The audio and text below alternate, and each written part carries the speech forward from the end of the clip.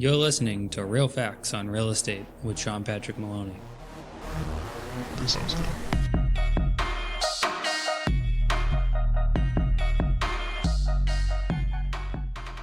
Welcome to episode 29, Understanding 1031 Exchanges. I'm your host, Sean Patrick Maloney. I'm here today with Bill Kingdon of Ellis Realty Advisors. Thanks for joining me, Bill. Thanks for having me. I look forward to telling our audience a little bit about what 1031 exchanges are and how they can work in their business. Let's start off with what is exactly a 1031 exchange? Absolutely. So a 1031 exchange is an opportunity for real estate investors to defer capital gains tax that they would otherwise be forced to pay upon the sale of an asset like a multifamily property or even retail strip malls, really any real estate asset. You can defer those capital gains taxes through a 1031 exchange. So on a 1031 exchange, would that also include single families being used as a rental property as well? Any sort of investment property besides your main residence would be eligible to be used in a 1031 exchange. Anything from two-family that you own as a small investment all the way up to 100-unit apartment buildings. Excellent. So who qualifies for this type of transaction?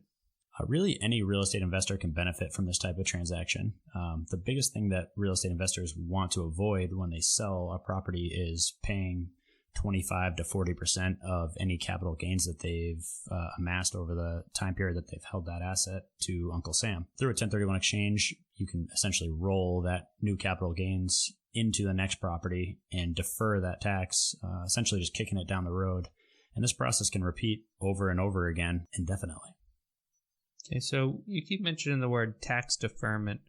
What is tax deferment? Absolutely. So tax deferment just refers to taking that tax bill that you'd otherwise be paying right now and deferring it to a later date. So by selling an asset, typically that's going to trigger the IRS coming to collect on the benefit that you've gained from the time that you've held that asset.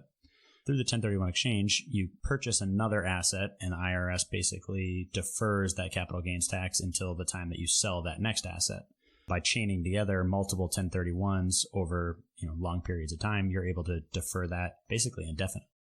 So with deferring it down the road and continuing to stack the tax, at what point do you actually do a 1031 exchange? So you have a property and you want to sell it, or is it at a certain number of years? When does it actually happen? So timing-wise is flexible. It can be something that you've recently purchased and just happen to find another investor that makes a great offer on it. Typically, with the 1031 exchange, there's dates which we have to hit in order to not trigger that tax payment. So what we have is a 45-day identification period. And what that means is you have 45 days from putting the property under agreement where you have to identify replacement properties. So typically you're able to identify up to 3 properties that you think would be suitable replacements for the property that you're selling. And then you have 180 days from the sale of the property to close. Okay, so if someone was to want to get into a 1031 exchange situation, the first step is they work with a person who can actually help them with the 1031 exchange and list the property for sale. And then during that time, they want to kind of identify properties that are like their property that they would like to exchange for. Absolutely. It ends up being a little bit more complicated than that. You really need to have your team in place for a 1031 exchange. So key people to have on that team, a good broker that you trust that can sell the property that you're looking to sell, as well as help identify new properties to invest in. Another big key is just having, a great CPA that understands real estate investing, preferably has done these 1031 exchanges before.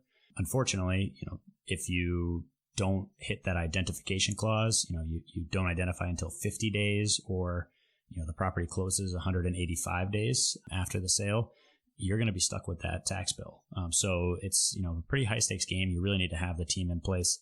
The other piece that you need is what's called a qualified intermediary. So essentially that's the person that holds the funds from your sale until you make the purchase of that next asset.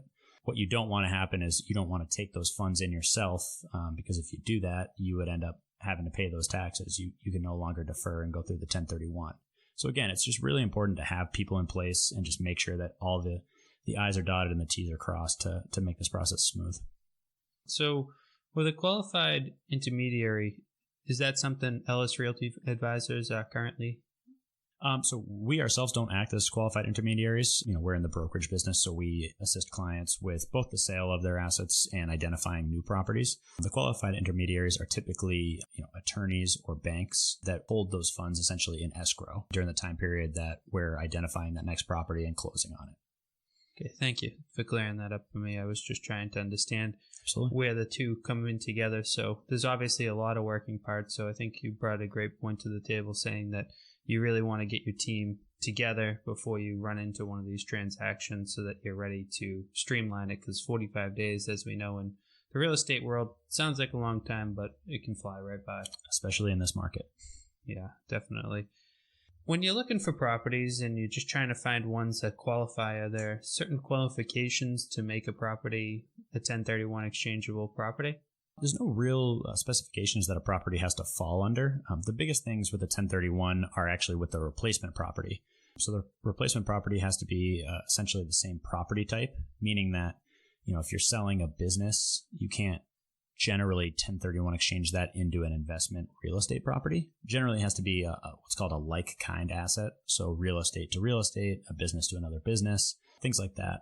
The other big piece to it is that the replacement property you have to essentially be putting more or the same amount of equity into the purchase. And you also have to have either an equal amount of leverage or more from the property that you are replacing.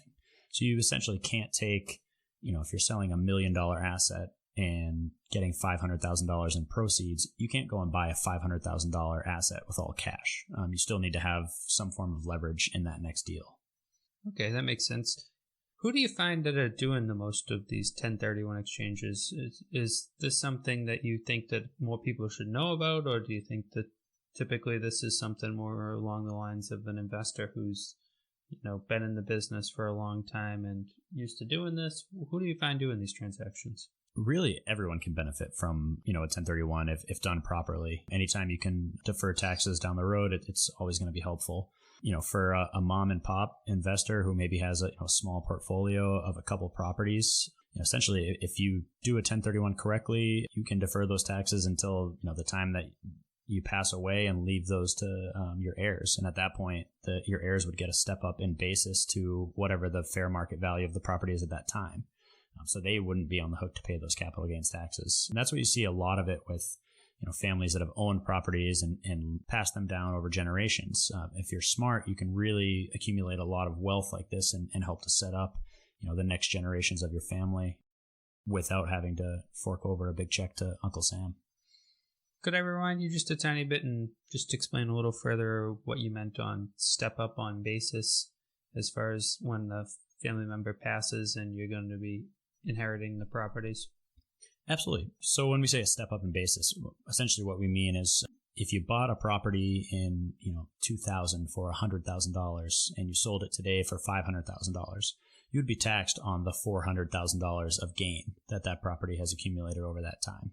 What a step up in basis means is through different tax avenues, you can end up having the basis, which is that $100,000 point, stepped up to a higher level. Typically, this happens upon passing of somebody. When they pass away and leave a property to somebody else, those properties are automatically stepped up to the fair market value. So instead of their heirs being hit with a property tax bill for the $400,000 of gains, if they pass away and the fair market value of the property is $500,000, the heirs get the property at that value without any tax bill owed. Wow, so that seems like a great benefit if you're at that point where you're a big property holder and you're later in life, then you really should be setting up 1031 exchanges for your properties. Absolutely, yeah. I mean, selling a property, especially later on in life, if you need the cash and that's what has to happen, then it makes sense. But, if it's something where you're looking at passing this down and you're selling an asset, if you can avoid paying those taxes, it can be a huge benefit to you and your family. Yeah, in a world where we're at, where taxes are pretty much every time you turn around, it certainly makes a lot of sense to protect your money. I know a lot of people look at people who pay little taxes as evil people, but the reality is we have these rules and it is a game, and it's about playing your cards the way that they're dealt the best way you can and about keeping the most of your money possible. So this sounds like a great avenue for real estate investors to keep a lot more of what they're actually gaining. Absolutely. I know that obviously in the residential real estate brokerage that I run, a lot of people will hold off on selling properties based on the fact that they're concerned about their capital gains, and it is a huge hit. And those are the biggest, folks that I think would benefit from this podcast. Bigger institutional investors, they understand these programs. They really, have people that are on the payroll, and their sole job is, working through the ins and outs and making sure that, they're paying as little taxes as possible, and, that they can find every loophole and every program that's out there. But for, a mom and pop investor or people who are just getting started out, if you're going and you get that first investment property and you sell it and don't do a 1031 exchange and have to fork over a check for, 30 to 40% of that gain, it can be really disheartening. Versus if you, set things up correctly and take the time to do this process properly, you keep that 40%, roll it into the next property, and, rinse and repeat over and over again. You can accumulate a lot of wealth that way. That sounds good. So we have quite a few commercial brokers as well as residential brokers in the group, as well as mortgage people and everything. So how do you suggest somebody gets into the conversation to start off talking with somebody about a 1031? Like, how do you approach people during your process of working with buyers and sellers? Because obviously, the knowledge of this may actually spur off new transactions that were holding off because of the fact that they were nervous about the capital gains. Absolutely. Yeah. So, the biggest thing is, getting a broker that you know and trust to come in and give you a valuation on your property, a realistic opinion of what it would actually sell for in the market. From there, you can look at, okay, what would be, the actual equity that I would be getting out of that sale. And you can start to identify, okay, are there replacement properties out there that make sense, that are more attractive than this? Another good opportunity for a 1031 exchange might be, if you've held onto a property for 15 or 20 years, paying off that mortgage, you have very little leverage left in that property. You can 1031 into something where you're a little bit more highly leveraged, juice up the returns that you're getting, better net operating income, and, get into something that's maybe a little bit more updated, go from maybe a 4-family to, a 10-unit apartment building, something like that. And essentially just be using the equity that you've already accumulated as well as some additional leverage to make that happen. Yeah, that sounds like a good plan. I know a lot of people that own a lot of properties and actually could greatly benefit from this idea. So definitely be sharing it with different people that I have within my group of people that I know that are property investors. Mm-hmm. With the 1031 exchange, is there a certain date? I know you just mentioned as you further your way down through the mortgage and, you're losing your leverage there. Is there a certain point? Can you do a mortgage-free property, or is it has to have a mortgage on it in order to qualify for the program? Nope. So you don't have to have leverage on it. Essentially, the rule is just that you have to bring the same amount or more leverage to the next property. So if you have $1 million property that you just flat out own and don't owe any money on it, you could still sell that property and, purchase a $2 million property with $1 million loan, to get yourself into something, bigger, a little bit more sophisticated. Oh, okay. That makes sense. When I was hearing the loan, I was thinking maybe that you needed to have a loan, but it just says if you have leverage, you need to keep and maintain the same amount of leverage, if not more. Exactly. So are there other tax deferment programs? I think I've heard of one called an opportunity zone. Can you further explain those? Yeah, absolutely. So opportunity zones are kind of one of the hot topics right now. Sort of an alternative that people look at compared to a 1031 exchange. Similar timing, so you have 180 days from the close of the property that you're selling. Basically, the whole idea behind the opportunity zones is that the goal is to get investment into some of the distressed areas of the United States. So Congress went through and basically had each state identify tracts of lands that are below a certain threshold of median household income. And for real estate investors, investing in those census tracts would yield a tax deferment similar to a 1031 exchange. And how does somebody identify an opportunity zone, or is that something that they reach out to you to help find? Or Yeah, so opportunity zones investments are a little bit more complicated. They do have to happen through what's called a qualified fund. That can be at, as simple as one person setting up a fund to invest their money. It doesn't need to be, a huge Wall Street entity investing the money, but it does have a little bit more to it than, a 1031 where you're just identifying another property and investing directly in it. The biggest thing with the opportunity zones and why a lot of people are looking at it is rather than a 1031 exchange where you are essentially kicking that capital gains tax down the road, you never get a step up in basis on a 1031 until, if you do pass away and leave a property to somebody else. With the opportunity zones, there are levels where, if you hold onto a property for 5 years in an opportunity zone, you do get a step up in basis on that original amount that you brought to the table. So it's just something different, for larger, a little bit more sophisticated investors. It's something that they can look at a 1031 versus an opportunity zone investment side by side and basically just decide which one makes the most sense for them from a tax perspective.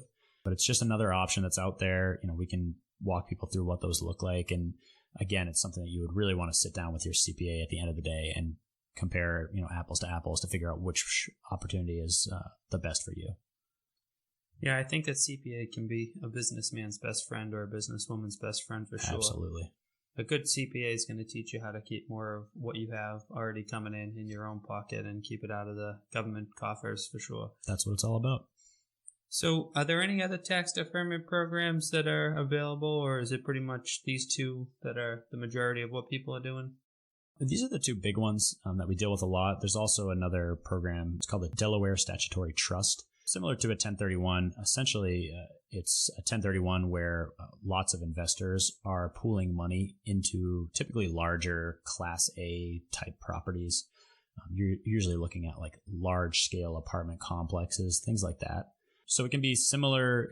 It's treated similarly as far as the tax ramifications to a 1031 exchange, as far as deferring those taxes down the road. The downside is because you are investing in typically like very large, very stable assets, the returns are much lower than what we see on, smaller, more local investment properties. Excellent. I really appreciate all the knowledge you shared with me today. Thanks so much for joining me, Bill. If somebody was to look to get a hold of you, where would they go? And tell us a little bit about how they get in touch with you. Absolutely. So all my contact information is on our website, which is ellisrealtyadvisors.com. My cell number and my email are on there. If anyone has any questions, I'm happy to walk them through the process in a little bit more depth. And if people have properties that they're curious, we always get a lot of people who say, I haven't had a valuation done in a couple of years, especially where we're this far into a cycle. Some of the numbers that these properties are trading for can be a little bit eye-popping. So, love to talk with people and just give them an idea on what the market might be for what they have. Well, thank you all for listening today. I appreciate you on the podcast. If you have any questions for Bill or myself, feel free to email me, DM me, whatever works best. Make sure to follow us on the podcast, and we will talk to you next week. Thank you.